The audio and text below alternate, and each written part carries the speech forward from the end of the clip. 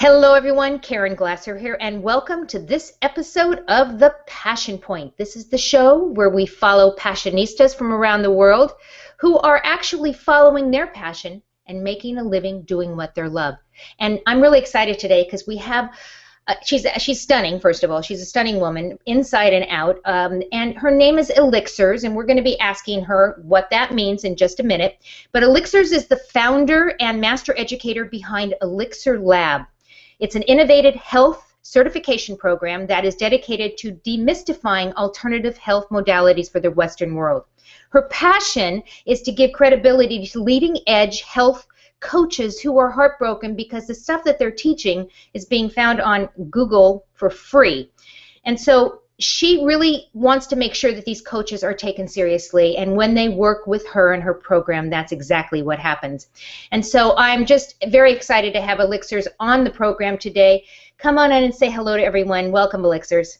Hello, Karen. Thank you so much for hosting me. This is amazing. I'm so excited to share my passion. Well, we're excited to have you here too, and I'm sure people are listening and they're saying, what's Elixirs? What does that name mean? Where did it come from?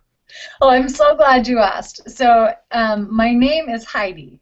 Yeah, my clients call me by my superhero name, Elixirs. And the reason is because it's very deep. It's not just this, oh, I think that would be a great name.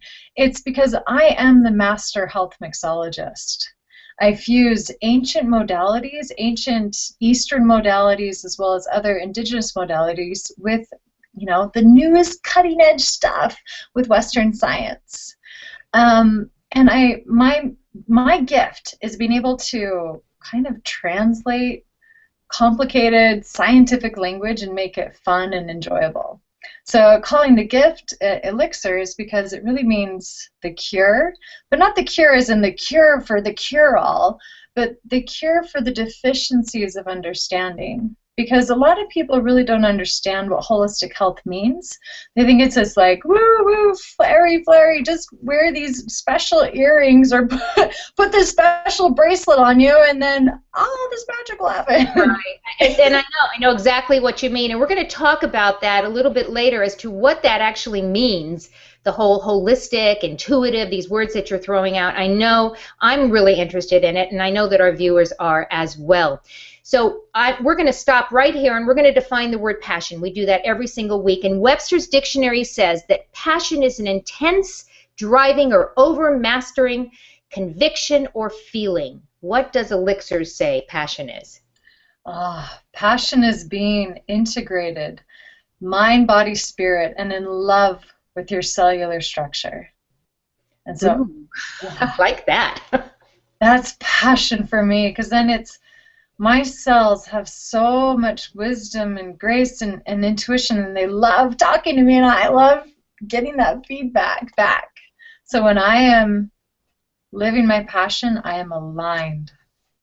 So let's talk about you. I mean, this is a show that's following you as a passionista. Let's talk about how you got to where you are today. Did you just wake up one day and say, this is what I'm going to do? Or was it a journey, and did you have bumps along the way?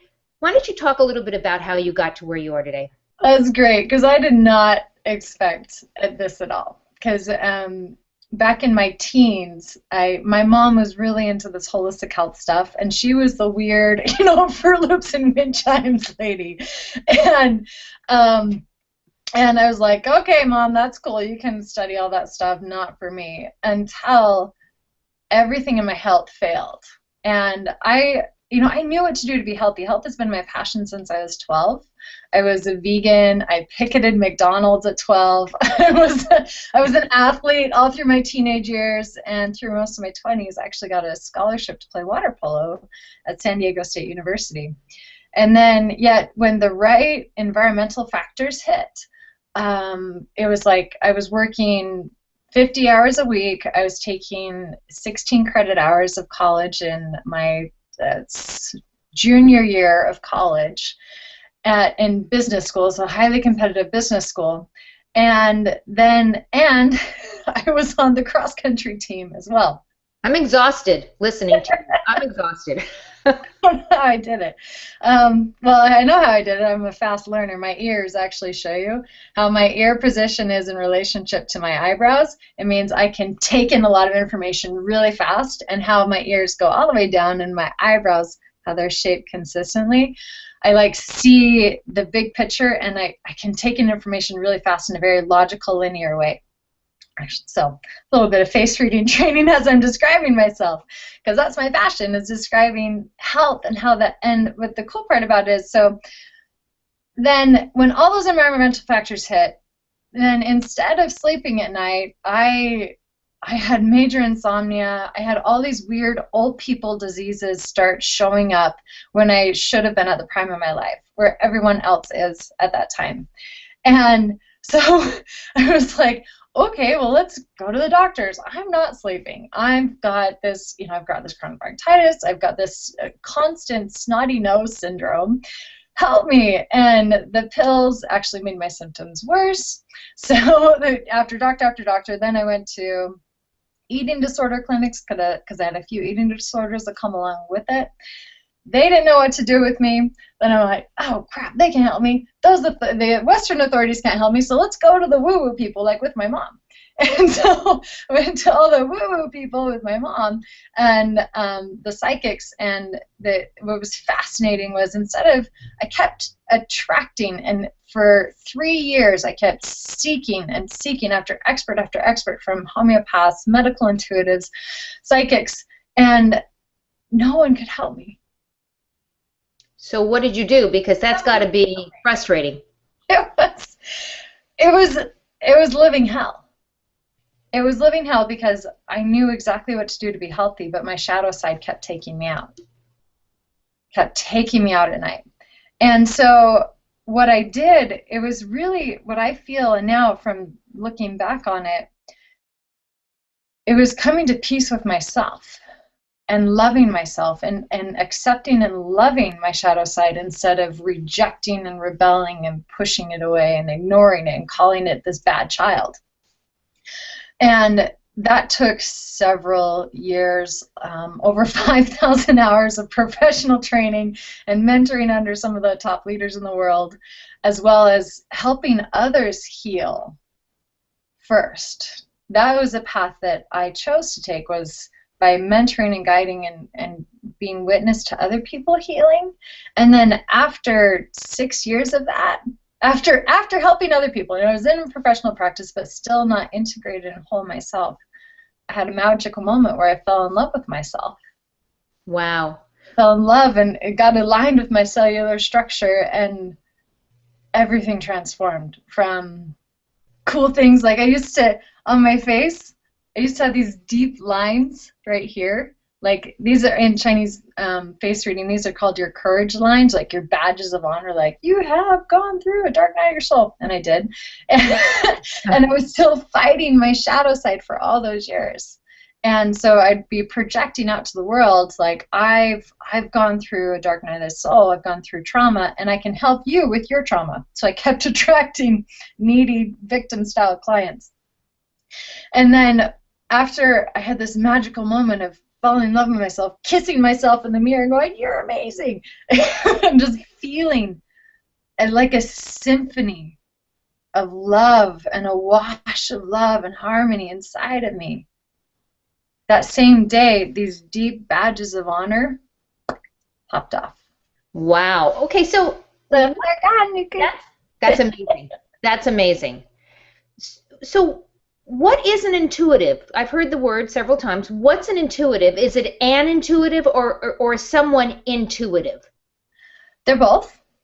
So intuitive is one who is connected to the God within, from my interpretation. An intuitive is one, so if we're looking at it from just within your side of yourself, it's where you have this innate trusting of things, of decisions, of innate trusting of, oh, this person I should get to meet. But if we're looking at it from a wellness intuitive, and that's the path that I take, and that's the path that I teach people, is a wellness intuitive is one who can decipher what is going on inside of a human body and intuit from a very right brain style as well as logical linear sequencing. Because when I train people in the way that I roll with it, yes, we have in a sense like, oh, there's a blockage inside the spleen. The spleen, like one of my clients right now, she's healing Lyme's disease, and her spleen has essentially, it is swollen, inflamed, and puffed up, and it shows up not just from the blood work that she gets from a Western medicine diagnostics, but also her face, like her tongue is swollen, her lower lip is lined and clogged and really incredibly dry, and her eyes are very puffy. These are all places that, from a Chinese perspective, are where the spleen is not working correctly. So it's the logical side, but then the intuitive side is it's the right brain. It's the gestalt. It's the time doesn't exist. It's not linear or logical. So did I answer that question from both, like, yes, personal and professional? No, you actually did. So is there a connection between somebody's intuition versus being an intuitive, or are they two different things? They are two different things. So an intuition it's where you are connected with your highest self. Some people like to call it their angels, or the Holy Spirit, or the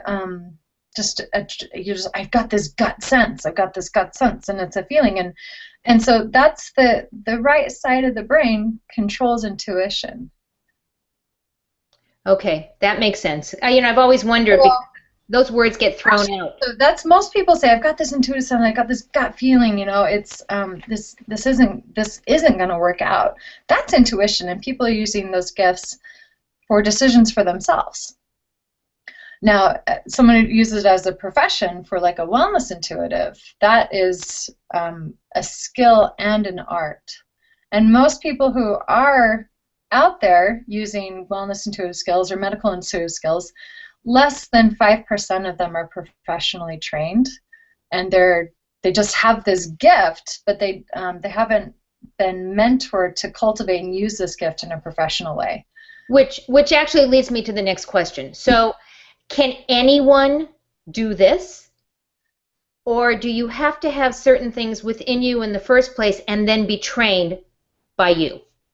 Not anyone can do this. You have to have the passion and the curiosity and this innate, insatiable passion about health before I will teach anyone how to be a health mixologist.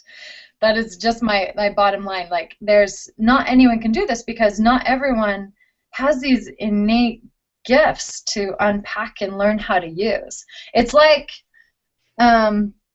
if we were to go back 100 years and show someone an iPad, okay? And there would not be, there'd be like, it's a box, what the heck? They would just throw it away. It wouldn't mean anything to them. But they're like, okay, this is cool, it's special, and we're trying to teach them that.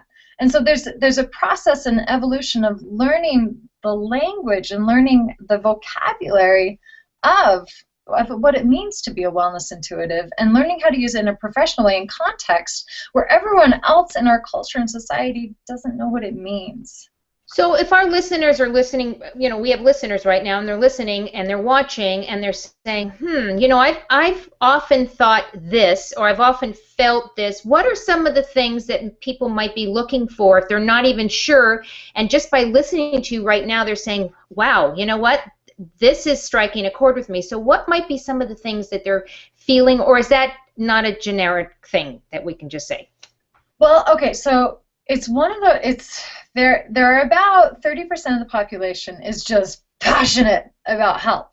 Like, I know you've got friends like that. We all have friends like that who are like, they are constantly studying, trying to figure out how their health, and most of the time it's because their health has failed them, and so they continuously trying to figure it out for themselves, but then along that path they keep learning all this other stuff that helps other people as well.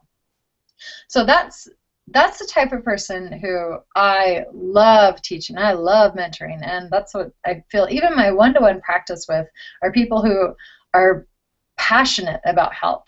and curious about how to make health even better.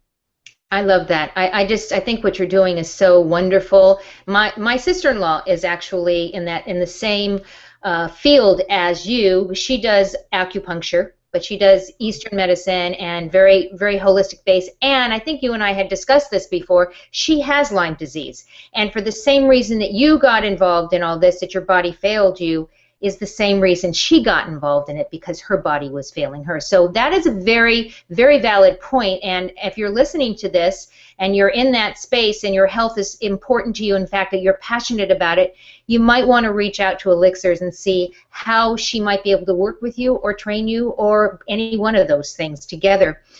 So what would you tell somebody who's lost their passion and they just don't know what to do next? What would you tell them? Okay, so spirit gets our attention when in one of three ways. It's either going to be our health, our wealth, or our relationships. And so on this planet, we're here to learn life lessons. That's why we're here to learn lessons and grow and evolve, and we don't really know how it relates to God. Like that's just beyond our human brain consciousness. But if you have lost your passion, it is a way of your spirit, your intuitive side, the God within you, saying, you're off track. You're on a path that is off of your highest path. You agreed to serve and do or be this other thing at some point back then, and when you have lost your passion, you are way off path. You're off in the dust piles and the rolling tumbleweeds. You're in it, and your spirit, the God within you, is saying, wake up. Come back to the freeway. Come back to where life is enjoyable and easy. So what might be the first step then? I mean, I've never heard it explained that way, and I like it. I might steal it. I like to, take stuff that I like. But I like that. I've never heard it before said quite like that. So if you know you're off the path, and you're not doing what you were set, whatever you set your path on to do, what would be the very first step then after acknowledging you're off your path? Okay, so awareness, like, okay, I'm not happy. I've lost my passion. I don't know where I am. The first step is always awareness, because majority of the time it's denial. And so the denial stage is, oh, you're projecting the problems out there, but once you're aware, like, oh, okay, I'm off path. Then you say this it's a mini prayer, it's a mantra, it's a way for you to just get an answer fast. As you say, dear God, or you could just say your name if you're agnostic or atheist, you don't want to call it God, you can call it whatever you want. You go talk to a mountain, say the same, dear mountain. Okay. Because I have a client like this, so it's quite fun to use non-spiritual terms with them. It's like, all right, go talk to the mountain then, and start talking to the mountain. Hey, mountain, all right, tell me that which I need to know. And then just listen. That's it. Love that. Thank you for sharing. Dear highest self, dear Elixir, tell me that which I need to know. I love that. It's so simple that it's not. It's great. Thank you for sharing that. So, I'm all about quotes. I love quotes. If anyone goes to social media, you'll notice that I have quotes up all the time. Some of them are funny, but most of them are thought-provoking. And the one that I want to share today actually it's anonymous. There was no author for it, so I'm not going to take credit for it, but it was written by someone. Leadership is about making other as a result of your presence and making sure that impact lasts in your absence. Love that quote. What quote strikes you today or on a regular basis? Do you have a favorite quote? Yeah, it's by Eleanor Roosevelt. It's do what you can with where you are, with what you have. That's pretty simple. Say that again so our listeners can hear it. Do what you can with where you are, with what you have. And it's right in alignment of what you were saying before, people who have lost their passion or people that don't know what to do next. Take Yeah. that advice, and that might help direct you after you've had that discussion with whomever the source. Totally love that. So I warned you about this. I was going to ask this question. I asked this of all my guests. If you could spread passion dust anywhere in the world, on anyone in the world, who would you spread it on, and what would you hope to accomplish? Oh, if I could spread passion dust, it would be on the women who um, who have lost their passion in motherhood and have lost their life force in motherhood. And so I spread it on them because the women of the world are the ones, especially the Western women, the ones who are changing the world.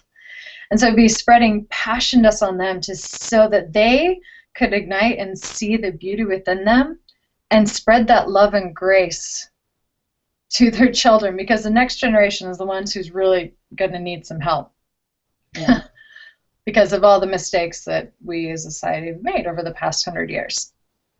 So we're going to need a lot of creativity and wisdom and grace and passionate mothers in love with themselves and in love with their children.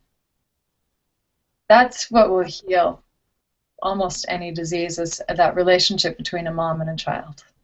I so agree. And I like what you said about women loving themselves again. I think that there's so much that's gone on in our world, and so much that goes on in our own little circle, our own little network, our own little community, that I think a lot of women, and I do agree, they're changing the way the world is going to be. Thank God. I mean, that's all I can say. Thank God we have Western women who are not afraid to step up. But I think that a lot of women have lost their way, and we've been taught so many different things. First, we're the stay-at-home mother. Then we have to go out and get a job because otherwise, we're not valuable enough. And though I'm the first one to say that motherhood is probably the most important job that anyone could ever have. It is a job. And, so we've got the stay at home, and then you should go to work, and then how do you balance? I hate that word balance, actually. How do you balance the work and the personal? So I think that is so wonderful that you said that, to learn to love yourself again. And that is powerful. Elixirs, what would you like to share with our listeners today? Anything that you haven't had a chance to talk about? Because I want people to be able to reach out to you and to get to know you. This is what this is all about. So any last words, and how can they reach you? Yeah, you can reach me at elixirlab.com, ELIXIRLAB.com. And the thing that we didn't really get to share is I have this awesome gift on my site. It's called the Natural Born Reader Method, where you can learn how to identify the top 10 problems in the U.S. in 1 minute, just by looking at the face. And I also teach you the core foundations for facial mapping and how to start self-diagnosing so that you can come more informed to your health and wellness professional and start taking control of your own health.